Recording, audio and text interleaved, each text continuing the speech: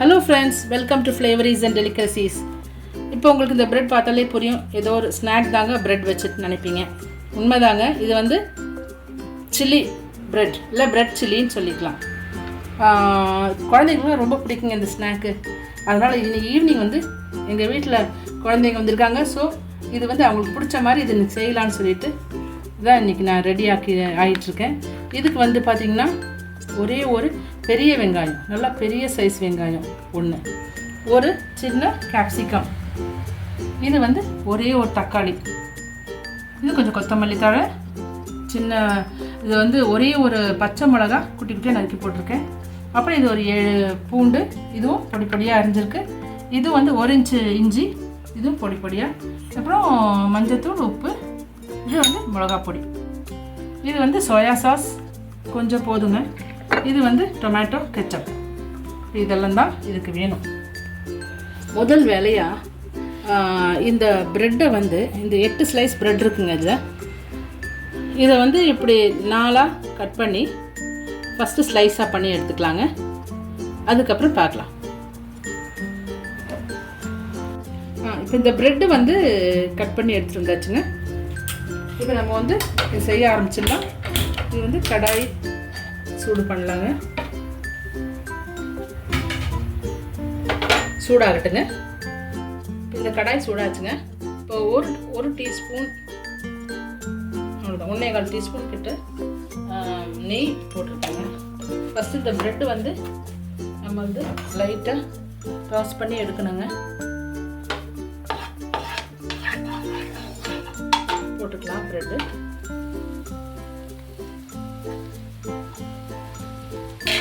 லைட்டாக கொஞ்சம் ரோஸ்ட் பண்ணால் போதுங்க. இல்லாட்ட வந்து நம்ம ரோஸ்ட் பண்ணலைன்னா அது நம்ம இந்த மசாலாக்குள்ளெல்லாம் போடுறதுக்குள்ளே அது வந்து மஷி ஆகிடும், கசகசன்னு ஆகிடுங்க. அதனால் வந்து ஒரு தடவை நல்லா டோஸ்ட் பண்ணி எடுத்துக்கலாம். ப்ரௌனெல்லாம் ஆக வேண்டியதில்லை.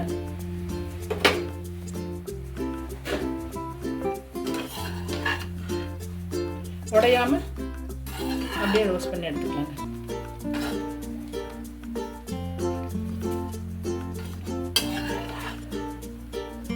இப்போ வந்து லைட்டாக ரோஸ்ட் ஆயாச்சுங்க. இந்த அளவுக்கு ஆனால் போதும். இப்போ தட்டில் எடுத்து கொட்டிக்கலாங்க.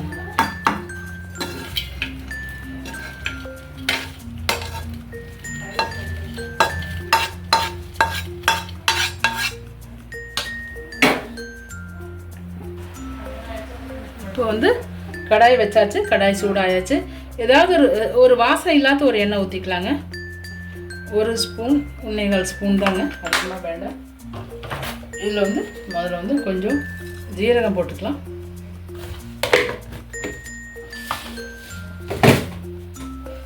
ஜீரகம் பொரியட்டுங்க.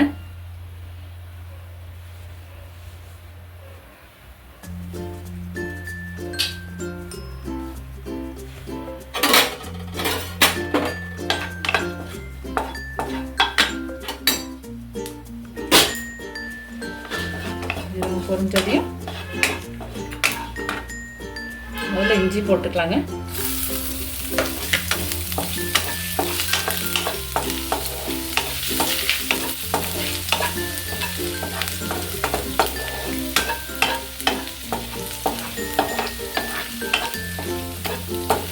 நல்லா பச்சை வாசனை போகிற அளவுக்கு நல்லா வறுபடுத்துங்க. அதுக்கப்புறம் பூண்டு போட்டுக்கலாம்.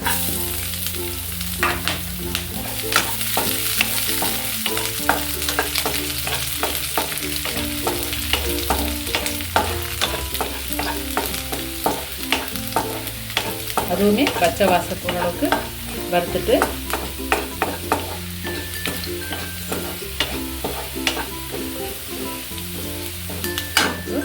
அரிஞ்சு வச்ச வெங்காயம் போட்டுக்கலாம்.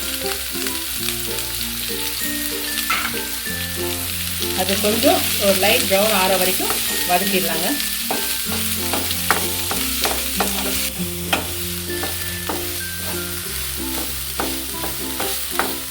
பார்த்தீங்கன்னா தக்காளி போட்டுக்கலாங்க.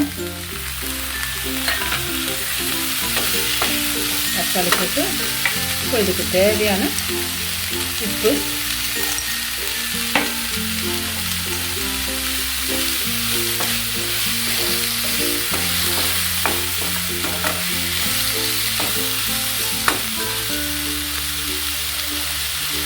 மஞ்சள் பொடி ஒரு 1/4 டீஸ்பூன்,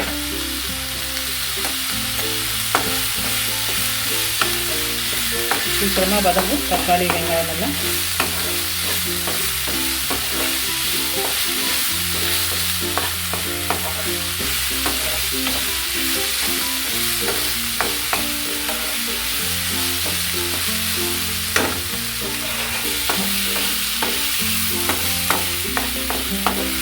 இப்போ இந்த 1 டீஸ்பூன் தாங்க அளந்து வச்சுருக்கேன், இதையும் போட்டுடலாம்.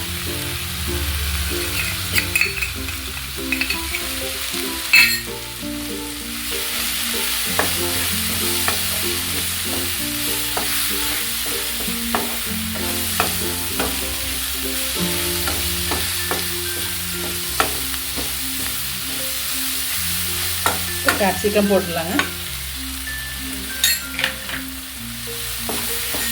நல்லா கலர்ஃபுல்லாக இருக்குது இல்லைங்களா பார்க்குறதுக்கே.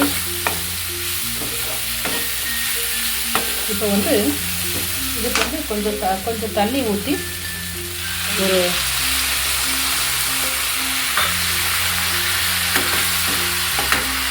இந்த டம்ளரில், அதாவது இது ஒரு 100 ml தண்ணி ஊற்றிக்கலாங்க. ஏன்னா ரொம்ப ட்ரையாக இருக்க மாதிரி இருக்கும் இது. இப்போ வந்து இதை ஒரு 2 நிமிஷம் மூடி வச்சிடலாங்க. வெந்தாச்சுன்னா இது இந்த அளவுக்கு வெந்துட்டா போதும், ரொம்ப ஃபுல்லாக 100% பர்ன் இல்லை. இப்போ இதில் வந்து பார்த்திங்கன்னா ஒரு கொஞ்சம் ஒரு 1/4 டீஸ்பூன் சோயா சாஸ்,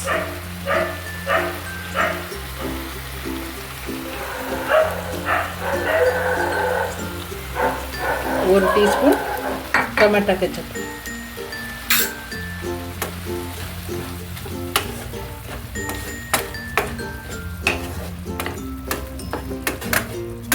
இப்போ கொஞ்சம் லைட்டாக கொதிக்கட்டுங்க.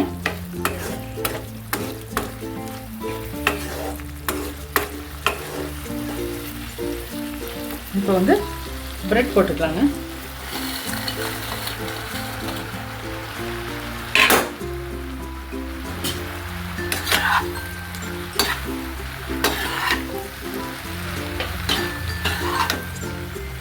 தீயை குறைச்சி வச்சுக்கலாம், சட்டுன்னு ட்ரை ஆகிடும். அது வந்து இந்த பிரெட் உடையாத அளவுக்கு கொஞ்சம் கவனமாக நம்ம வந்து இதை வதக்கிடலாம்.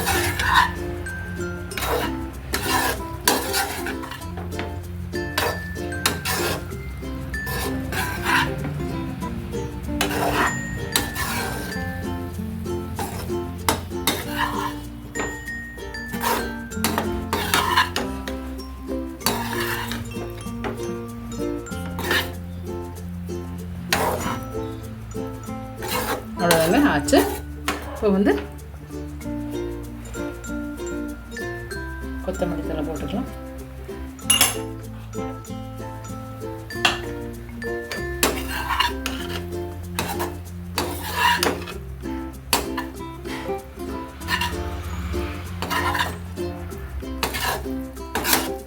இனி வந்து எல்லாம் ரெடி ஆயிடுச்சுங்க. நம்ம பிரெட் சில்லி ரெடி. இனி இப்போது எல்லாருமா குட்டீஸ் எல்லாம் உட்காந்து சாப்பிடுவாங்க. அவங்களுக்கெல்லாம் ரொம்ப பிடிச்சிருக்குன்னு ஃபஸ்ட்டே கொஞ்சம் சாப்பிட்டு பார்த்து சொல்லிட்டாங்க நல்லா இருக்குன்ட்டு. ஸோ இந்த ரெசிபி ரொம்ப நல்லா வந்திருக்குங்க. உங்களுக்கு இந்த ரெசிபி பிடிச்சிருந்தா லைக் பண்ணுங்கள், ஷேர் பண்ணுங்கள், கண்டிப்பாக சப்ஸ்கிரைபும் பண்ணுங்கள். தேங்க்யூ ஃபார் வாட்சிங். இனி அடுத்த வீடியோவில் பார்க்கலாங்க. பாய்.